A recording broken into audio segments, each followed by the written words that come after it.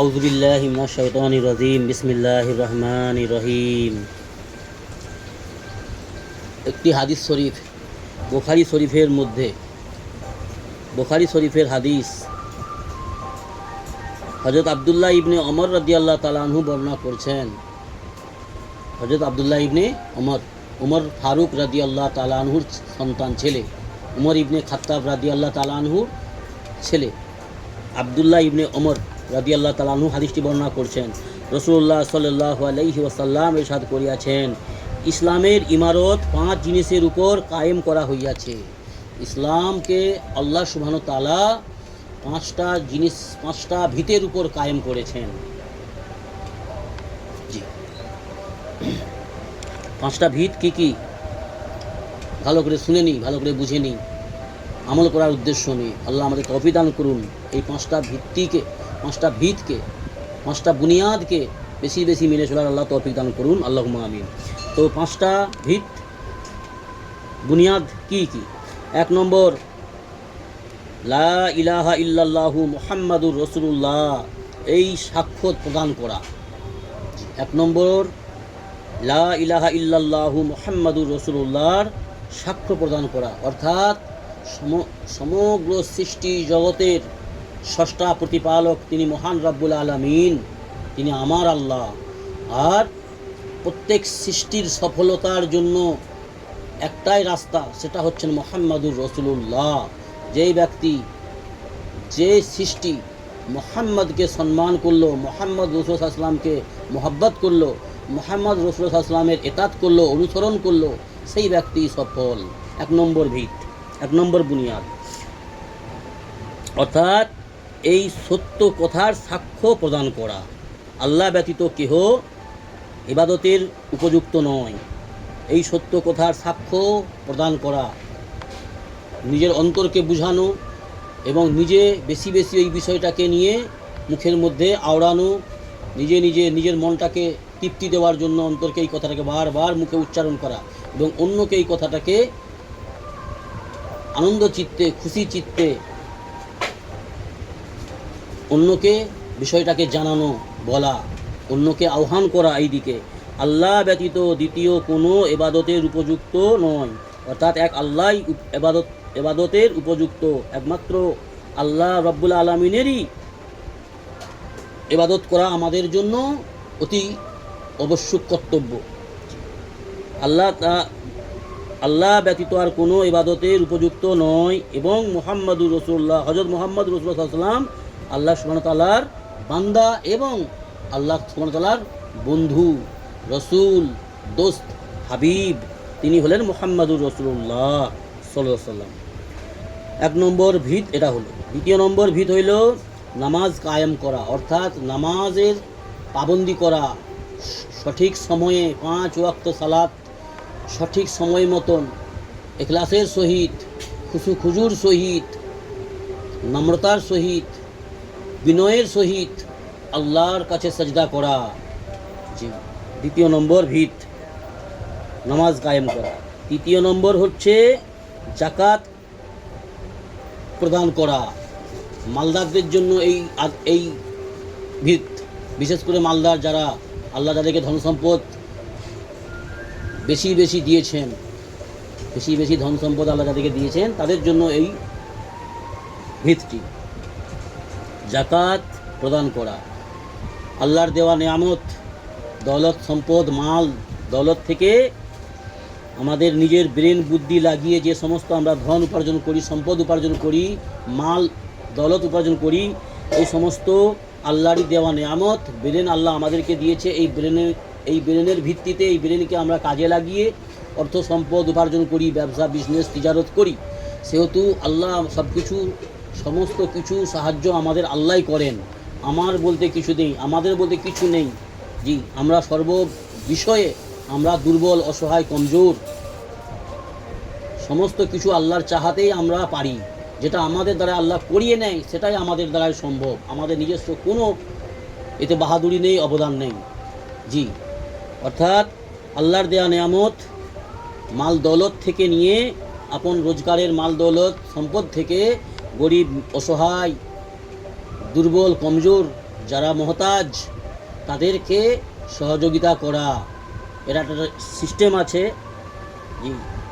System আছে ইসলামের system, শতকরা 2 টাকা এরকমভাবে একটা সিস্টেম আছে। আলেম ওলামাদের কাছে জানকারি নিয়ে এই অর্থ গরিব অসহায়দেরকে সাহায্য করা, তাকে বলা হয় জাকাত। জাকাত প্রদান করা 3 নম্বর। 4 নম্বর হজ।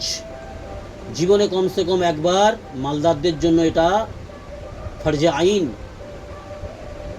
মুহাম্মদ রাসূল সাল্লাল্লাহু আলাইহি ওয়াসাল্লামের জন্মভূমি মক্কা মুকাররমা, মদিনা, মক্কা মদিনা শরীফ, আল্লাহর সবথেকে প্রথম বাইতুল্লাহ, কাবা বাইতুল্লাহর জিয়ারত করা, তওয়াফ করা, হজ করা, এটা হচ্ছে ইসলামের বিধানে ফরজে আইন মালদারদের জন্য। জি, আল্লাহ আমাদের তৌফিক দান করুন এই সমস্ত বিধানগুলিকে মেনে চলার যথারীতিভাবে। তো 4 নম্বর হজ করা। জি, আল্লাহর দেওয়া নেয়ামত, মাল দৌলত, সম্পদ দিয়েছে, সেই সম্পদকে আল্লাহর পথে ব্যয় করা, অর্থাৎ সেই পয়সায়, সেই সম্পদের মাধ্যমে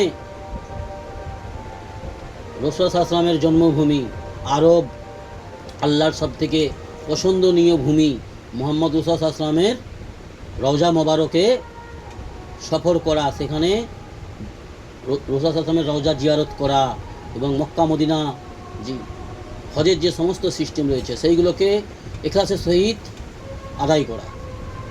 আর 5 নম্বর হচ্ছে রমজান মাসে রোজা রাখা। এটা প্রত্যেক আল্লাহর বান্দা বান্দিদের জন্য ফরজে আইন। রমজান মাসে রোজা রাখাটা এটা 3 নম্বরে থাকে। 1 নম্বরে কালেমায়ে শাহাদাত সাক্ষ্য প্রদান করা, 2 নম্বরে হচ্ছে সালাত আদায় করা, নামাজ কায়েম করা, 3 নম্বরে রমজানে রোজা রাখা। রমজানের রোজা 1 মাস আল্লাহর হুকুম ফরজে আইন। রমজানে সিয়াম, রোজাটাও হচ্ছে উর্দু শব্দ, আরবি শব্দ হচ্ছে সিয়াম। যেমন নামাজ উর্দু শব্দ, আরবিতে হবে সালাত। তো রোজা হচ্ছে উর্দু শব্দ, আরবিতে হবে সিয়াম, অর্থাৎ রমজান মাসে সিয়াম করা, রমজানে রোজা রাখা 5 নম্বর। অর্থাৎ এই ইবাদতগুলি এই আল্লাহ সুবহানাহু ওয়া তাআলা ইসলামের 5টা ভিতের উপর ইসলামকে কায়েম করেছেন। এই 5টা কাজ প্রত্যেকটা মুমিন মুসলমান হওয়ার জন্য, নেক মুমিন মুসলমান বান্দা নিজেকে সাবিত করার জন্য এই 5টা ভিত, 5টা ইমারতকে মেনে চলতে হবে। আর যদি আমরা মনমানি করে এই সমস্ত নেক আমলের মধ্যে থেকে কোনো নেক আমলকে গাফলতির সঙ্গে ঢিলামি দিয়ে চলি, অবহেলা করি, তাতে করে আমরাই ক্ষতিগ্রস্ত হব। এতে করে অন্য কারো ক্ষতি হবে না, ক্ষতি হবে আমাদের। আল্লাহ আমাদেরকে বিভিন্ন রকম পেরেশানি মুসিবতে গ্রেপ্তার করছেন, হতে হয় আমাদেরকে, হতে হচ্ছে আজকের দিনে। কেন? আমরা আল্লাহর বিধানগুলিকে অবহেলা করে ছেড়ে দিই, গুরুত্ব দিই না। অর্থের পিছনে আমরা পাগল, অর্থ সম্পদ উপার্জন করছি, আল্লাহর দেওয়ার সমস্ত নেয়ামত উপভোগ করছি, কিন্তু আমরা আল্লাহর নাফরমানি সারেআম খুলেআম করছি। এটা হচ্ছে সবথেকে বড় অপরাধ আমাদের মুসলমান সমাজের, খাস করে। আল্লাহ আমাদের দ্বীন ইসলামের সহি বুঝ দান করুন, দ্বীন ইসলামের আহকামগুলোকে মেনে চলার তৌফিক দান করুন, আল্লাহুম্মা আমিন।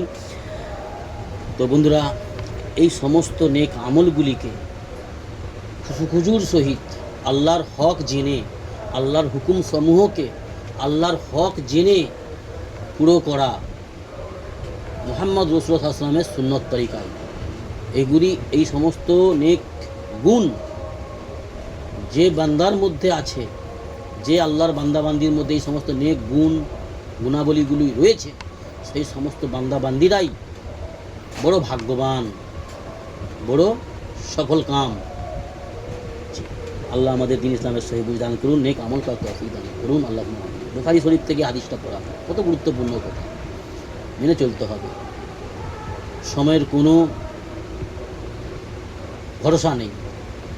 আজ আমরা সুস্থ আছি, কিন্তু কাল সূর্য দেখতে পাবো কিনা, সুস্থ থাকবো কিনা, এই দুনিয়ায় জীবিত থাকবো কিনা, এর কোনো আমাদের কাছে প্রমাণপত্র নেই, ভরসা নেই। অর্থাৎ আমাদেরকে অতি শীঘ্রই অর্থাৎ আজ থেকেই পরিপূর্ণ ফাইনাল পাক্কা নিয়ত করতে হবে যে আমরা আল্লাহর পথে ফিরে আসব, শয়তানের পথ পরিত্যাগ করব, অন্যায় পথ পরিত্যাগ করে আমরা নেক পথে দ্বীন ইসলামের পথে ফিরে আসব, দ্বীন ইসলামের পথে জীবনযাপন করব এবং দ্বীন ইসলামের পথেই, সুন্নতের পথেই আল্লাহ আমাদের মউত দান করুন, আল্লাহুম্মা আমিন। এই চিন্তা চেতনা নিয়ে আমাদের জীবন অতিবাহিত করতে হবে। আসসালামু আলাইকুম।